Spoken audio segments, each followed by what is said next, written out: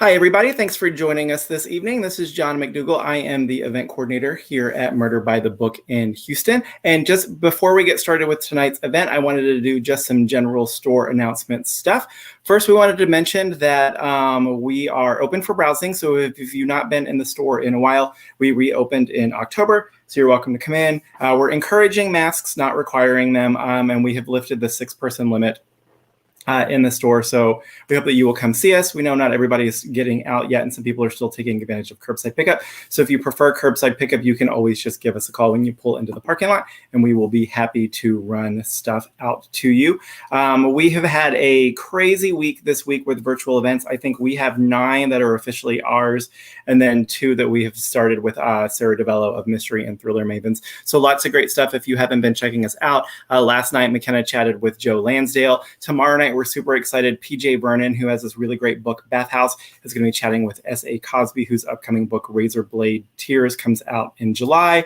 Next Tuesday, we're going to be chatting with Abby, who does Crime by the Book. She's going to be interviewing Riley Sager. So lots of really great stuff coming up. If you haven't checked out the Murder by the Book calendar on our website, which is murderbooks.com, you should definitely do that.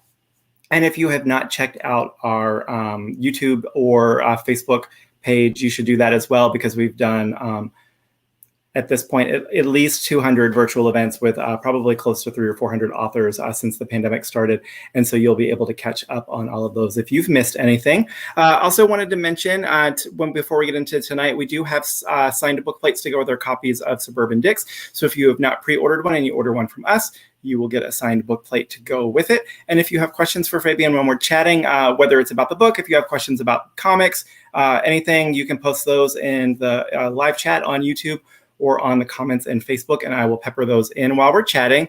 Also wanted to mention real quick, we haven't had an issue with it lately, but if you see any comments pop up on Facebook asking you to click away from the event to put in your credit card info, ignore that, it's spam. I will block and ban those users as they pop up, but I always want to give everybody a heads up just in case. So as I mentioned tonight, we're really excited to be talking with Fabian Nicieza about his book, Suburban Dicks. So I'm going to bring him out. How are you tonight, Fabian? I'm doing great. How are you, John? Doing well. Thanks so much for doing this with us. My pleasure. Thank you for having me. So for those of you who are not familiar, Fabian is an Argentine-American comic book writer and editor who is best known as the co-creator of Marvel's Deadpool and for his work on such titles as X-Men, X-Force, New Warriors, Cable, and Thunderbolts. Suburban Dicks is his debut novel. It just came out Tuesday. We're super excited to hear him chat about it. So to get us started real quick or easily, Fabian, could you give us kind of your elevator pitch or tell us what the book is about? The book is about white fear of change and diversity. That's what the book is about. The book is the story of Andrea Stern, who's a 33-year-old, should have been FBI profiler, and she's currently pregnant with her 5th child. The first child was the reason she didn't become an FBI profiler. And a young reporter named Kenny Lee, who actually won a Pulitzer Prize for journalism while he was just graduating college for an expose that tore down the administration of the New Jersey governor. And 10 years later, neither one are who they think they should have been. And the murder of a gas station attendant in a small New Jersey suburb of West Windsor and its sister town, Plainsboro, basically that murder leads the two of them to investigate deeper ties that reveal conspiracy among the police department and the town government that may be hiding a much older crime, and that's why the gas station attendant was murdered. So I read in an interview that you had the idea for this book as far back as 1993, and that you've been writing it since 2017. So what made you hold on to the story for so long, and what made you decide after so long that you were finally going to tackle it? A few reasons, actually. First and foremost is an honest appraisal of my own attempts at prose that I wasn't happy with. So I actually tried this book and a couple others a few times, and I wasn't happy with them. 20 years ago, I was contracted to write a a book based on a Marvel Comics character named Gambit by a company at that time named Byron Price Press, and I was almost 300 pages into the manuscript, and the licensing deal got killed. So my book and a whole bunch of others just got flushed, and that probably would have been my first published book back then. But I'm kind of glad that wasn't the case, because I didn't really have a hankering to write superhero books or fantasy or science fiction, which might be more something you'd think of me more just based on the comic book stuff. I had the idea for this book based on events that were happening in my life at the time, regarding a gun club that existed on the other side of the pond from the house where I lived. And the gun club was there for 50 years before our new construction houses were built. But at the time, we didn't know that they'd occasionally lob a bullet over our way once in a while. Wow. So my neighbors, our whole neighborhood tried to fight it in the town government, and we lost 5-4 to a town council vote to ban outdoor shooting. And as a result, I did what writers do. If I was a mobster, I would have hired an arsonist to torch the gun club down. But I'm a writer, so I came up with a fictional story that would have given the gun club their comeuppance. And that was the initial idea. And that with that came the characters, the beginning, the middle, the end, basically everything, including the title, Suburban Dicks. And at the time, I was too busy writing comics to really be able to focus on a prose book. And then in the ensuing years, the combination of me not being satisfied with my own work and the fact I had paying work to do. You're a professional writer and you got to pay your bills, so you do the work that you're contracted to do, that's on a deadline, et cetera, et cetera. So that also became the convenient excuse why I shouldn't try to write the book. But in 2017, toward the end of 2017, the purest, noblest of motivations is what led me to start. I was really jealous that other comic book people were selling books and having success at forging a career writing novels, and that really made me angry at myself, and it really made me jealous in a good way of their success. I was happy for them because many of them I know. So I decided, if I don't do this now, when am I ever going to do it? And I'm getting older, so let me give it a shot. And I started, and other people read the first few chapters and were very encouraging. So that made me feel less self-conscious about the work. And by around page 100, I said, yeah, wow, this doesn't really suck like I thought it was gonna. I don't know if it's good yet, but I sure don't think it's terrible, which some of my former prose I thought was. So I just kept writing. I kept writing and writing, and then I finished the manuscript by early 2019. Hired an editor on the recommendation of friends to give it a pass and help me cut it and hone it. And her name's Claire Lamb, and she did a great job for me at the time. And I cut and cut and cut. And in the interim, I got an agent at UTA who was interested in the idea. I submitted the monster manuscript because at the time it was like, even with the initial cutting I did, I brought it down from like 540 to like 450, 475, and I had to cut it even more. But I wanted feedback before I did that. And UTA, the agency, United Talent Agency, and Albert Lee, my agent, they came back with really good feedback and advice, and I just cut and honed more. And we got to the point where I said, now it either is or it isn't. Someone's going to want to buy it or not. And Albert took it out, and we had a lot of interest from several publishers, which was incredibly heartwarming and validating. And we had multiple publishers bidding on it, which was quite a roller coaster and fun.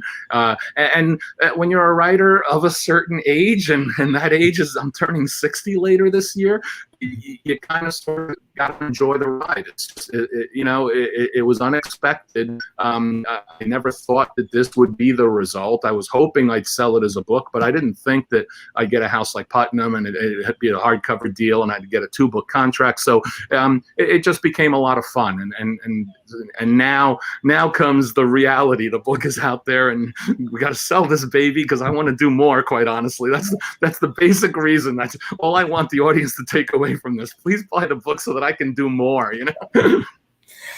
So what was it like? It's always interesting to me. You started working on the first book, and you had like years to take care of that first one, and then by the time you get it turned in and you have a 2-book deal, so now you have to do a second one, and you have such a short amount of time to do it. Did you end up using any of the stuff that got cut from the first book into the second one, or what was the process like trying to do another one? I got to be honest with you, John. The second book was tremendously easier. Let's not say easy, because honestly, writing a book is not easy. It's a lot of work and time. But it was a lot easier because I understood the mistakes I made in the first one, in terms of things that I didn't need to do as a writer in prose, and that automatically cut tremendous amounts of from the second book before I even did it that I screwed up in the first book. But the truth is, when I wrote the first book, it was not the only thing I was doing. It was actually a side thing for me, because I still had ongoing paying work that I had to do and deadlines and everything else. So there were some times where I'd go a week or two without writing Suburban Dicks at all, and I would just tinker with it a little bit, and that's why I was under no pressure, no rush. Very, very rare for me in my career to not have to write under deadline pressure. The totality of my writing career for 35 years has been a deadline, and often a tight deadline, because monthly comics publishing creates very tight deadlines. So I honestly took my time with it and just tried to enjoy it. And the further I went, the more I understood what I was doing well and what I wasn't doing well, I started to just enjoy it more and more. So last year was the pandemic year, and I felt like I felt guilty that I was the luckiest guy in the world. I had to write a book. I had a job and I had to write a book, and I could just focus on that book. I did very little other work last year other than the second novel, and I was able to do a first draft in like 7-8 months. So I feel if Putnam's listening, by the time you give me a new contract to do a third and fourth book, I'll be really raring to go. I'll be ripping into it. Yeah, so as he said, for anybody who's watching, that means go buy Suburban Dicks. That way we can get more. The more the first book in a series sells, the more the publishers are willing to do more. So you mentioned, working to a deadline. Books and comics are such different mediums. What, other than having to work to a deadline, what do you think that you learned from doing comics for so many years that helped you with writing a book, or did it help? It helped quite a lot, and I'm not that great at being introspective about my own work or my own process. I'm really not. But in this particular case, I could tell where the experience of writing comics and writing video game script and doing other things that I've done, I could tell where all of that experience actually really helped me in working on the manuscript. Certainly with dialogue. Certainly with the cadence and pitch and tone of individual characters' dialogue, and the back and forth repartee that sometimes is harder to get across in prose than it is to do on a screenplay or even in a comic where you have art as the visuals to help guide you for facial reactions when they're having dialogue. The other thing that I think helped me tremendously was the sense of pacing. In a comic book, you had 20 or 22 pages, and you need to end, if not on a literal cliffhanger, you need to end on some kind of a note that makes you want to read the next issue a month later. Well, reading a book to me was not all that different. I wanted every chapter to end at a spot where hopefully the reader says, okay, just one more chapter. I'll just read one more chapter tonight. Because when I'm reading a book, those are the most entertaining, aspects for me of reading, is when I don't feel like putting the book away, even though it's already 12:30 at night and I really should be putting the book away, because I want to read one more chapter. So the comic book writing actually helped in terms of understanding how to manage your scene pacing and your chapter pacing to try to keep a forward momentum and a propulsive energy going to the book. So you mentioned the town of West Windsor, which is a fictional town. So why did you decide to set it in a fictional? Oh, is it not fictional? It's not a fictional. Well, should I turn my laptop around and show you West Windsor, New Jersey? I have lived in the West Windsor, Plainsboro area since 1988 because my wife worked for the New Jersey state government and she wanted to live closer to where her office was. And I just needed a way to get into Manhattan because I worked Marvel Comics on staff. So she said there's a train station nearby, and the train station features very prominently in the book because it's a real part of a lot of people's lives here. And I wanted to set it in a real town because I knew it, I understood it, I knew the people here, and quite frankly, I tried to do it as a fictional version when I first started, just to see.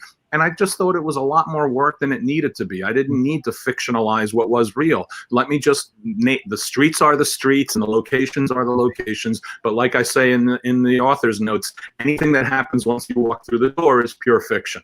And I stress that because I do not want the police ticketing me, like I said, for driving 35 in a 30-mile-an-hour zone.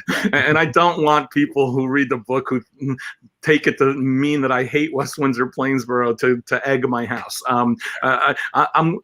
It's a really good suburb. It's right next to Princeton, and Princeton University is right here. We're right between New Brunswick and Trenton, but we're also right between Philadelphia and New York. We have easy access to New York by train, and we have easy access to Philadelphia by a 70-hour drive on I-95 to get into the Philly. So it's a really good place to be. My wife and I could be at the shore in 30 minutes, or we can be up in West New Jersey, up by the Delaware Water Gap in an hour. So it's been a good place to be. But there's been a tremendous amount of change here in terms of its cultural diversity. We're a town that went from being 30% Asian community to being about 70% Asian community. A lot of the people who first bought the cycle of homes that were originally farmland moved out, and it was Caucasians moving out, and it was Asians moving in, and it changed the dynamic and the perception. For the adults, much more so than the kids. The kids grow up together, they're in school together, but the adults get a little bit queasy about it, and they don't talk about it, and none of us do, and I understand that, so I don't either, so I write about it, So, kind of going with that, you mentioned in an interview that your thought process for the mysteries is less kind of who done it, and you want to tackle kind of why done it. And you said that you like to use the mystery structure to explore aspects of characters and use that to reflect on aspects of society. So why do you think crime novels are such a good place to be able to look at social issues like that? I can't speak for other writers. I'm not as versed in the mystery genre as I can be or should be. I've actually been reading a lot more lately. Ironically, once I sold the book, I started reading more fiction again.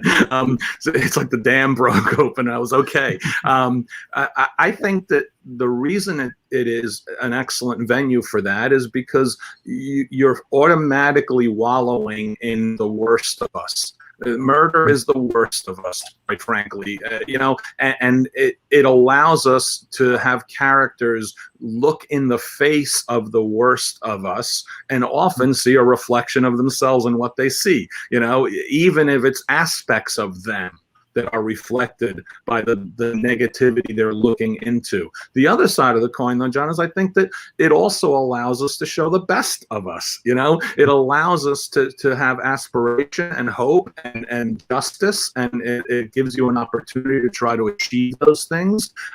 So I think from a genre standpoint, it's a great ability to explore theme. Depending on how you do it. And my goal, hopefully, with the next, 20 Suburban Dicks mysteries, did I say 20? I'll be around 80 by then. Perfect.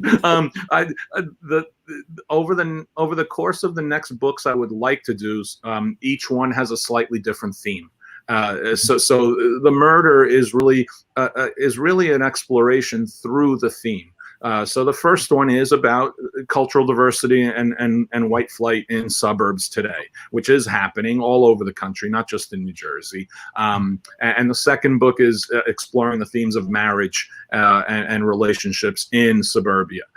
So each one has a slightly different approach to them, but the characters are the same and the tone is the same because that's just coming out of me, So do you have, you mentioned you would like to do 20, you have themes. So do you have kind of ideas plotted out for potential like plots and themes for the upcoming books?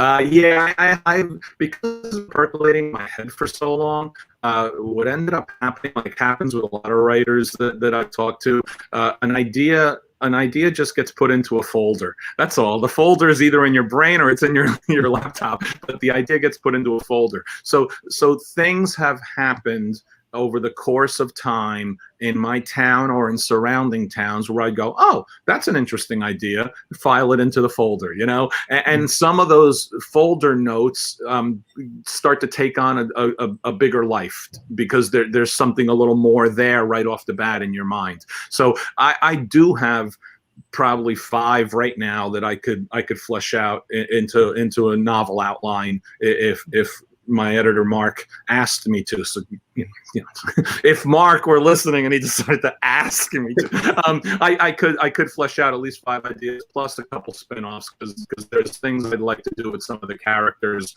as they're aging, because I also have kind of their lives thought through for a good 10 years, and the kids growing up and what starts happening to Andy's kids and everything else. And the goal also is, the end of the book is a slightly caustic line that marks the end of a current status quo and indicates that there'll be a shift in the status quo in the next book. So clearly the end of this book, which I don't want to give away, marks a change in Andy's status quo from where she was at the beginning of the book. And the last line of the second book, which I certainly won't give away, also marks quite a change in her status quo moving forward. So you mentioned that you kind of had the characters and you had the beginning and the title and the end of the story kind of in your mind for so long before you started writing the first one. So for the second one, when you were thinking of the ideas, did you have all of that, or did you come up with an outline, or did you kind of plot it out as you were going? Half and half, actually. I had a real solid idea of my beginning and my end, because I knew where I wanted to end up and why. And the truth is, without giving away, by knowing my end clearly, it informs much of what has to be done in the middle, because things have to happen that are going to get you to that end. And by that end, I don't just mean the solving of the murder. I mean the wrench in the status quo that gets thrown in, So the middle became really the process of figuring out what the characters need to do on the journey to get to that new status quo setup, and solve the mystery within the context of that. And because it's the death of the husband of one of Andrea's friends, that creates a personal connection to everything that's going on, because the solving of the murder may fracture whatever level of friendship she has with the people that are in her life. And I imagine, just kind of as a setting, that the suburbs have to be good for that, because like you said, it's unlike a city where you might not know your neighbors and you might not know the people around you. Like kind of in the suburbs, like we all kind of you know each other, everybody's business. So I imagine that's got to be kind of a great playground for building tension and building things like that. Yeah, it's actually curious. I've noticed as I've gotten older, I know my neighbors less, but I've bounced around within this area a few times. This is the third house in the last 30 years in this area, roughly. And I knew my neighbors more when we were younger, but that's because our kids were the same age and they were all starting to grow up. And I just moved recently, 7 years ago, into a part of the town that has older people living on the block. And now the changeover is starting to happen. The older people are selling the homes they've been in since 1970, 75. And now families with kids are starting to move in. And I see those neighbors developing relationships with each other nearby me, but I'm kind of in the middle. I'm kind of not quite the old man, but kind of the old man. So, and then I honestly don't want to be dealing with 5-year-old kids anymore. No, thank you. So I leave all that to them. Have a good time. Just before we got on, I'm sitting in a screened-in porch in my backyard, and I was worried that I'd have to move inside because some of the new neighbors behind me, the kids play in the backyard a lot, and it's great because you hear the kids playing, and once your kids have gotten older, you don't hear that kind of stuff as often anymore. So it's really fun to hear, but not when you're trying to do an interview. Right. So, so you mentioned, your characters are kind of amateur sleuths. You have a journalist and you have a homemaker who should have been an FBI profiler. So, why did you decide to go the FBI or the amateur sleuth route and have a character who potentially could have been in the FBI but wasn't? The real reason is because at the time that I came up with the characters, my friend group, all of us roughly the same age, we're all going through the same life changes. Marriages, first townhouses, first houses, kids. And all of that happens in a 5 to 7 year kind of time frame between 27 and 34, 35, let's say, right? And all of us were doing that. And the characters, the inspiration for the characters was I should have been, or what will I be? And that part of that came from me and my own situation at that time, which was I was writing 6 titles a month for Marvel with a full-time job at Marvel. And 3 of those titles were in the top 10, and I was selling 1.67 million comics a month. And I was 32, 31 years old. And I said to myself, this is what I want to do since I was a kid. Since I was 10, 11 years old, I wanted to write comic books. I've already done it. What am I going to do next?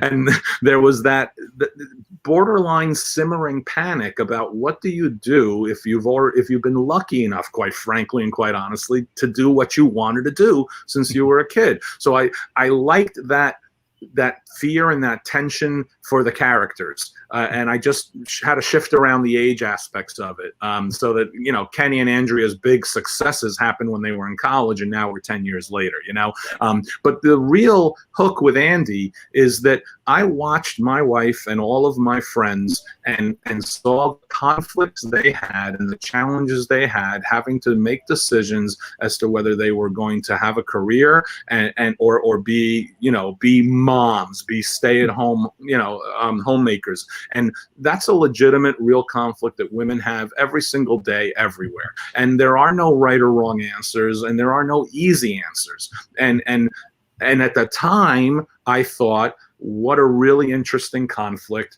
for a woman who is really smart, really accomplished, and didn't do what she should have done, in quotation marks, because it is different for everybody, right? Mm-hmm. And the fact that it took me 25 years to actually start writing the book was a benefit, because I actually now look back on that and have 25 years of experience, and 25 years of experience with my wife, and 25 years of experience with my friends, and see their changes and their regrets and everything else, especially when the kids get older and become adults on their own, and that I could have done that, or should have done that, or it would have been more interesting for my life had I done that. And those are things that women have to deal with all the time, and men often don't get it at all and have a clue about it, quite frankly. We're pretty dense, and I wanted to write about that, and in a way getting to do it now was a benefit to Andy, to Andy Stern, the main character. I think I did more justice to her now than I could have done it 25 years ago, because now I know the path for her life in a way that I might not have back then, and I understand it better for her. So I just, the time was a benefit to me. I've been asked, do you regret not having done this 10 years ago or 15 years ago? And the answer is yes, only in so much as it would have been fun to do for a longer period of time of my life before I'm too addled to be able to write. And some would say that's now, but that's besides the point. But the truth of the matter is that I don't think I could have done it 10 years ago or 15 years ago, nor do I think I would have had as much of an opportunity to sell the novel. 15 years ago, the co-creator of Deadpool is a hook for marketing and for promotion and for recognition factor among the general civilian population. Wouldn't have happened, right? So it's happening now because people are much more familiar with the character, and many people understand intrinsically what that means when it comes to the tone and the humor, so now is the perfect time, is what it amounts to for me. I think. Yeah. I chatted with Lisa Scottolini on think Monday night. And she's known for doing these really great legal thrillers, but her most recent book was a historical book that deals with the rise of fascism in Italy. And she said kind of the same thing, that she had been wanting to write this book for years, and she tried it and it didn't work, but she finally had gotten to the point where like she was finally able to write it. And if she tried it like 10 years ago, she wouldn't have been able to do it. And then now that she's done it, she knows that like everything that she does after this will be different because she was finally able to do this, and it'll improve kind of the writing before. So yeah, it was interesting to hear her say kind of very similar, that like it was kind of like finally the right time for it. Yeah, and she's Lisa Scottolini, so think of like, a knucklehead like me having to go through that same thing, Mm-hmm.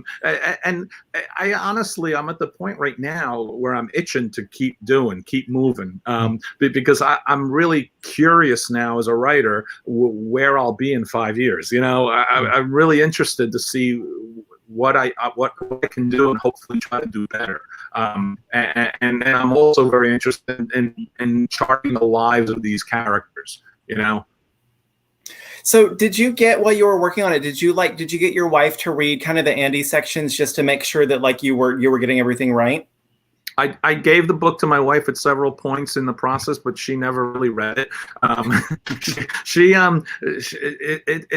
We don't talk about it too much because I don't want it to turn into an argument.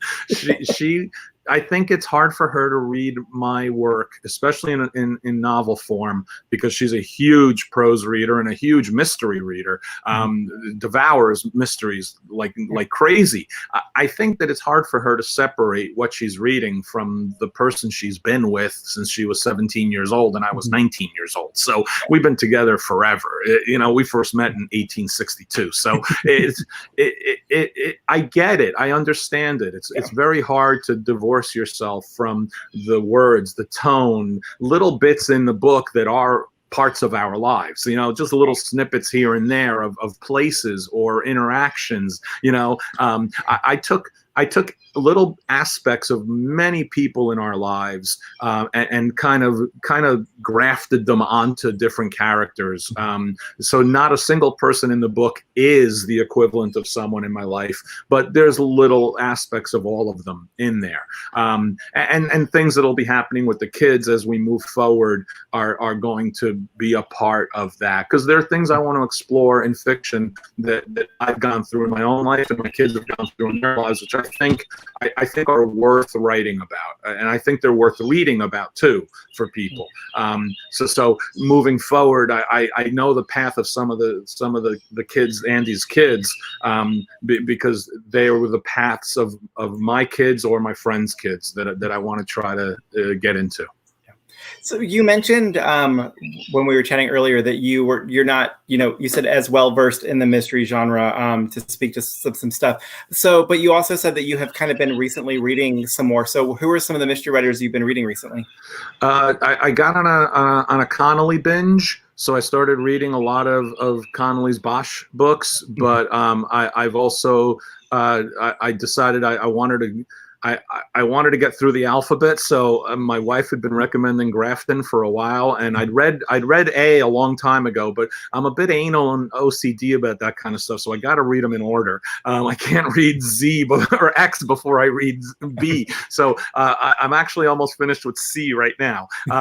My wife had recommended for quite a while Louise Penny. And I just finished her first book, and now I downloaded her second book. So I'm going to start reading that once I'm done with Grafton. And I read Ivanovich for just sheer fun and pleasure at times. And that's been the exploration of the last year. I think I'm going to start moving into other angles. I've been reading historical nonfiction more, in my recent past, but I'm kind of into the fiction right now. So I think I'm going to keep reading. I'm not as worried.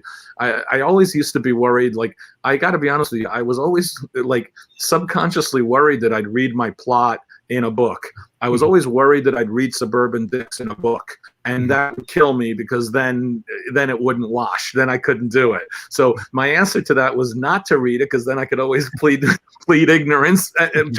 reasonably and logically plead ignorance. But now I have enough confidence in the book and in what I want to do moving forward that I'm less worried about that, because for crying out loud, there are so many mystery and crime books that have been written that, of course, there's overlapping and duplication sometimes within the series themselves.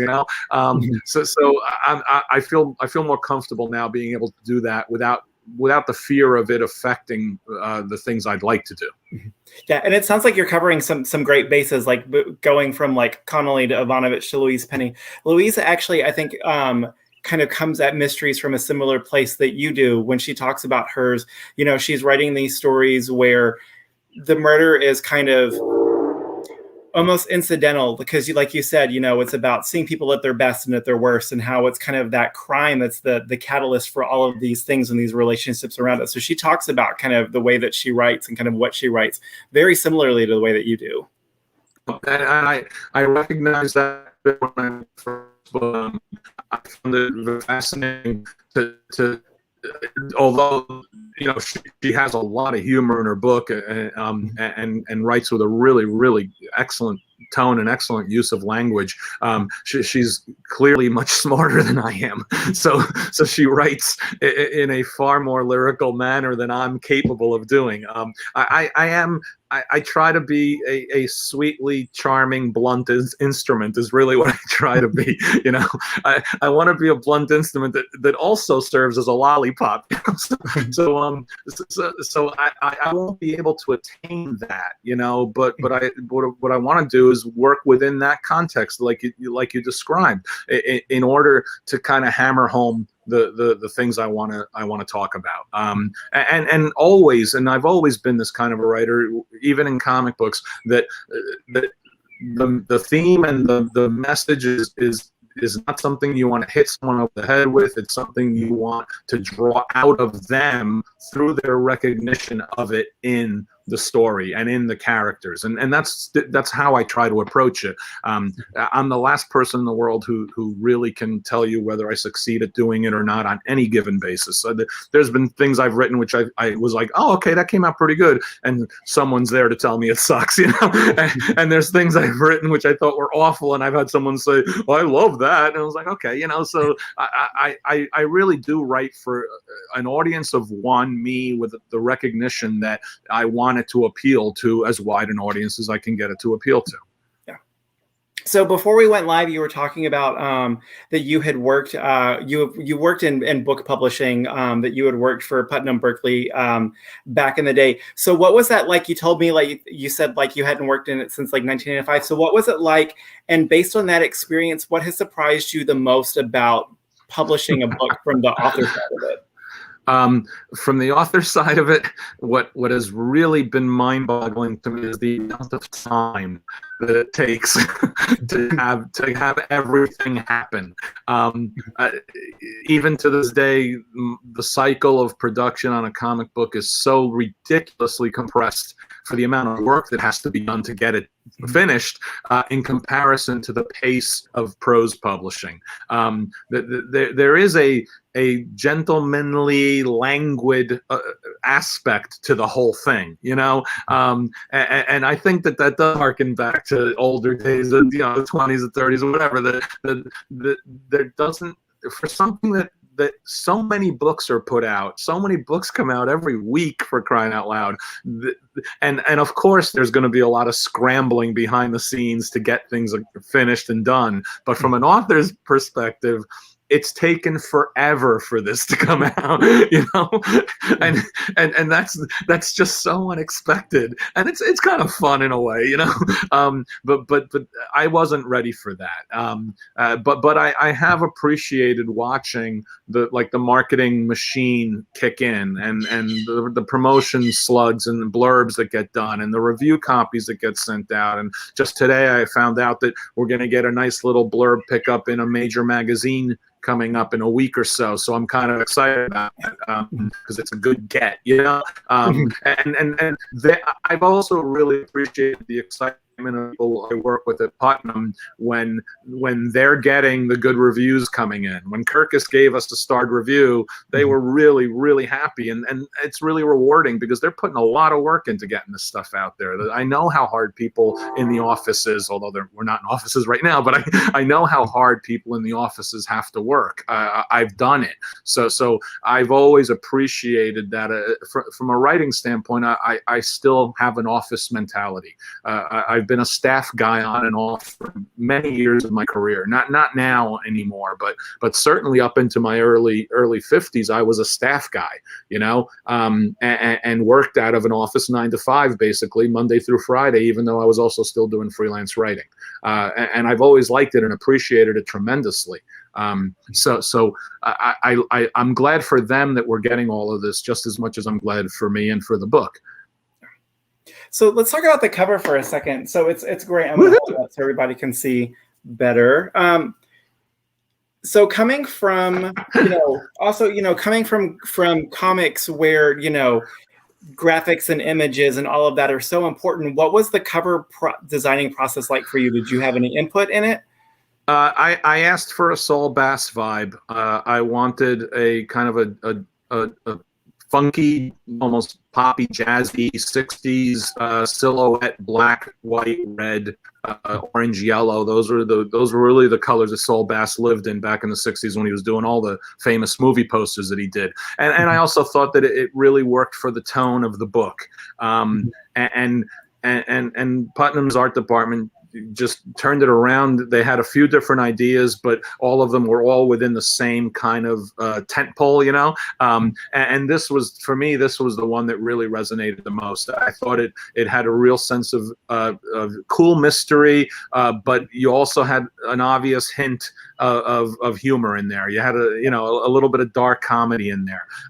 The only interesting back and forth we really had on it was that I wanted the silhouette of Andy to look like she was pregnant, because she's pregnant throughout the whole book. And I even drew an overlay on a comp to show what I was going for. And it was my editor, Mark, who explained why it wasn't going to work. And that's because 80-90% of the people are going to see this before it comes out in a really small thumbnail size, and it's going to end up looking like a little glob of black ink. And he was 100% right, and I hadn't thought of it that way. I'd only thought of it from the standpoint of the cover. So we slimmed her down, even though she is pregnant throughout the whole book.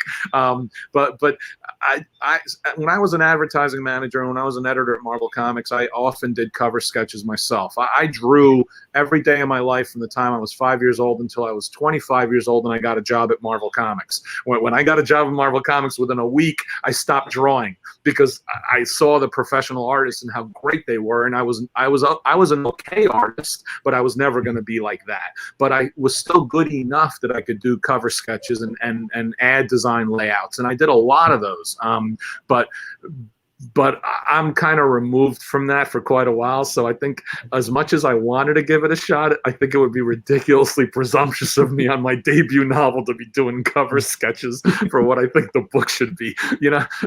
I made the right call, which I don't usually do. I let the professionals handle it. And I'm really happy with the book cover. I've seen it now on stands. I've seen it in alongside multiple other books that are coming out this month. In one thing, we were right next to Clinton and Patterson, and I looked at it and I go, hey, our cover's better. So I still got that childish competitive thing in me. Yeah, our cover's better. Yeah. So have you been able to go into a bookstore and see it on a shelf? Can I tell the story? Should I tell the story? Will Putnam be mad at me if I tell the story? No, I'm going to tell the story. I don't care. On Tuesday, John, I had a very childish little vision and dream. I had the childish vision and dream that I was going to walk into my local bookstore and I was going to see my book on the racks, and I was just going to stare at it and smile and feel really good about it. And maybe I was going to bring a black Sharpie and I was going to surreptitiously sign one copy and leave it in the back of the pile, because I've done that at comic book shops in my day. I've signed a cover and someone out of the blue will get to that copy and there's my autograph on it, right? And I wanted to do that. the book wasn't out on the racks. And my wife had gone there the night before because she'd gone out with a couple friends, and she went to the store, and it wasn't on the racks, and she asked for it, and they said, we have a few copies, and two of my wife's friends bought two of the copies, which only left one or two. And apparently when I went, there were none out. I asked the person behind the counter, do you have Suburban Dicks? And she had a pile of 5 books, and out of that 5, she pulls one copy out, and she goes, have one here. And I go, you know what? I'd rather you sell that one, is what I said, right? And I had my mask, so she, there wasn't even the ability to look at the author photo and even connect, right? And I left the store. I left the store really disappointed,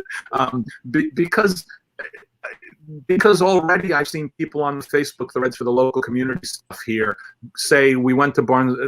I wasn't going to say the name of the store. We went to that store, and I really wasn't. And there were no copies left already 24 hours later because they ordered so few. And next week, the local monthly newspaper, kind of like the one Kenny works for, is going to put out an article on me and the book. And I don't know if they'll have any in stock. And there aren't a lot of small independent bookstores in my area that cater to the mystery market. So I think that kind of store is the only option some people might have to go retail.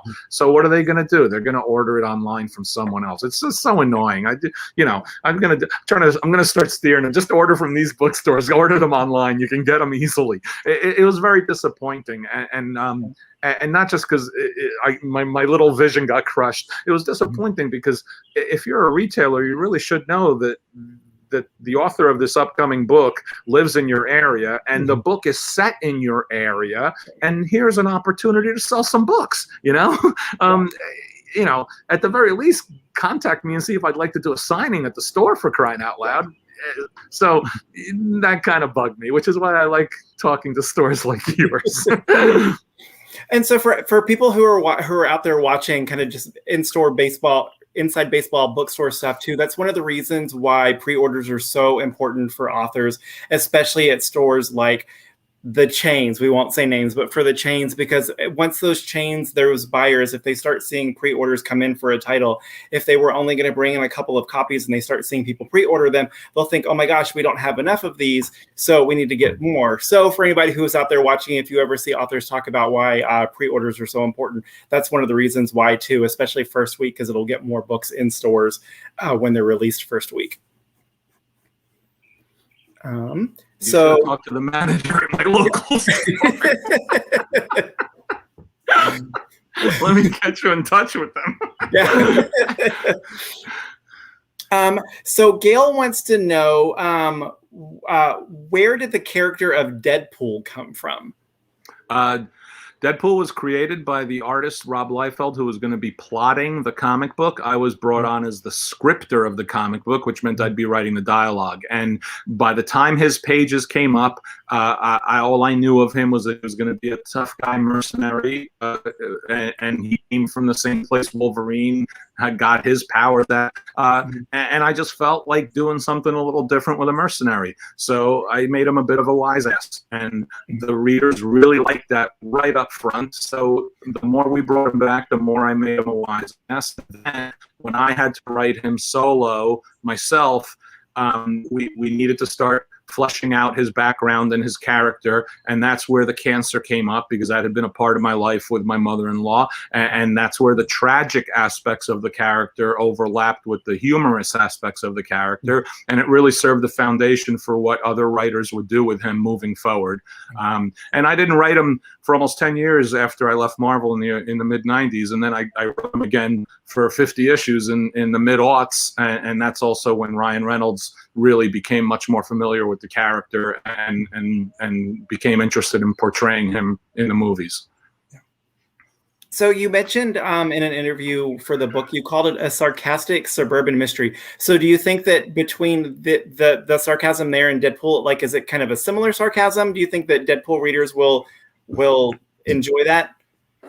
Yeah, I think they will, to a certain extent. I don't, humor is really subjective, and you can throw 50 jokes out, and you're never going to get everyone to like all 50, and nor should you be trying. I really just try to write to the humor of the character or the humor of the moment. And I also try to scale back when the moment doesn't call for humor. I've always injected humor into my work, pretty much on almost everything I've done. But with Deadpool, it's a little different because he's Bugs Bunny meets Frankenstein's monster, and that's just it's a different ballgame.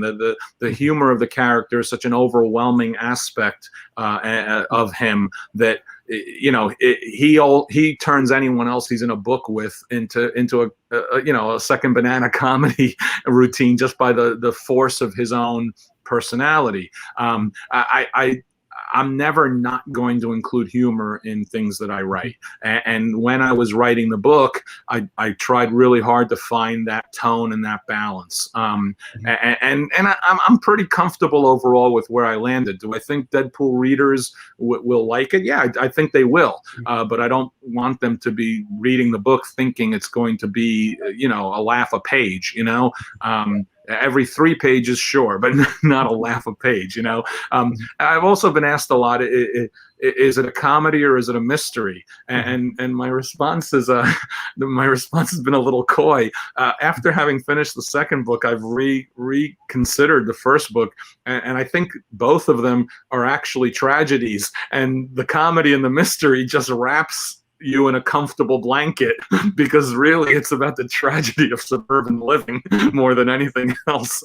And the humor and the mystery is there to help propel you through that tragedy, so you're not paying as much attention to it. So I meant to ask earlier, what kind of research did you do?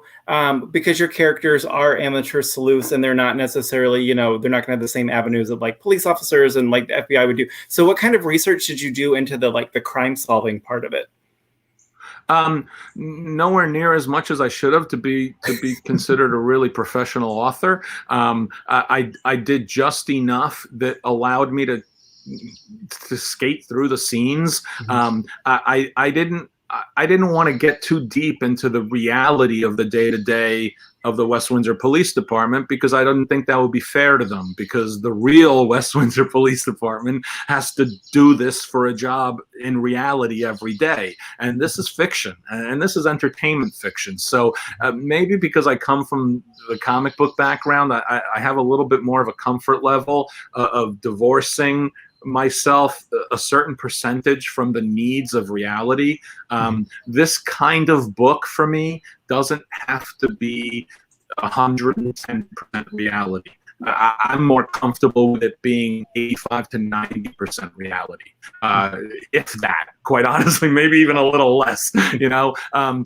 Because I think if I tried too hard in that direction, I think it would choke some of its spontaneity, and it would choke some of its happenstance, and it would choke a little bit of its coincidence, and yes, it would choke a little bit of its disbelief factor, because I want there to be a little bit of, oh, you got to be kidding me in there. I'm okay with that, she is 8 months pregnant, solving a crime with 4 kids in a minivan.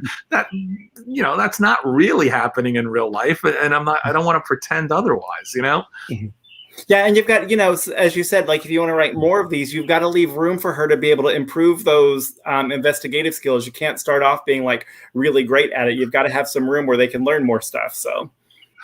Yeah, I tried to play that up in some of the FBI scenes, that when she's going up to Newark to deal with her old friend who's an FBI agent out of Newark, and she walks in and like the whiteboard is a miracle, an interactive whiteboard is a miracle to her because she's using a rolled up rug in her basement.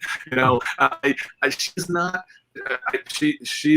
She's not even old school. She's no school. She never had the opportunity to be tech savvy about this stuff, and that's not how her mind works. That's not what she's interested in. So even in the second book, her her concession to improving the things you're talking about, John, is to literally buy a whiteboard and markers. And she told her husband that it was for the kids, but she keeps it in a closet because in case she needs it for her own notes, you know. And that's the extent that I want her to be. She's not going to have a holographic display system set up in her basement to solve crimes. That's just not going to happen. And I do cheat a little bit on that too, because part of the second book, a lot of the second book takes place in New York City, because that's where Kenny is working now, and he has a group of people that are investigating an aspect of this crime that Andy can't really get to because it's in Manhattan, because that's where the murder victim works. So Kenny and the new supporting group of people that he's working with, they have a little bit more advanced stuff that they can work with. They have interactive whiteboards, and they have laptops that communicate to each other and can transfer files and all that stuff. But I'm never going to get to the point where it's Tony Stark, creating holographic armor for themselves, Although, now that I think about it, John, Andy with an Iron Man armor can get a lot accomplished. So, is the plan for book 2 about the same time next year? I believe so. I don't want to speak for it yet, but I think that the expectation is about the same. And we hope. I know Putnam hopes that this does really well and we can keep going. I certainly do, because quite frankly, it's just been a hell of a lot of fun. Awesome. Well, thank you so much for joining us this evening. Before we wrap up, if anybody out there watching, if you missed any part of the event once we are done, Facebook and YouTube will archive it, so you'll be able to rewatch it. If you're anybody that's reading the book and you want to share with them so they can hear Fabian talk about it. So we have been chatting with Fabian Nicieza about his newest book, or his first book, Suburban Dicks, which just came out Tuesday. We have signed book plates, so you can order those at murderbooks.com. I dropped a link to the event page with the book on there if you want to order. Fabian, thank you so much for joining us this evening. Thank you. So great. Hopefully, it's been my pleasure, John. Thank you very much. Yeah. So hopefully next time, this time next year when the second one comes out, hopefully we can actually get you to Houston and get you to come to the store and sign with us. I would love that. I really would. I would. Part of my dream was, won't a book tour be fun? So yes, a book tour would be really fun. Yeah. So I would love to come out and see you guys. Yeah. Thank so you. we'll make sure you get a do-over next year. Okay. Fair enough. Thanks. Take care. It was good to meet you.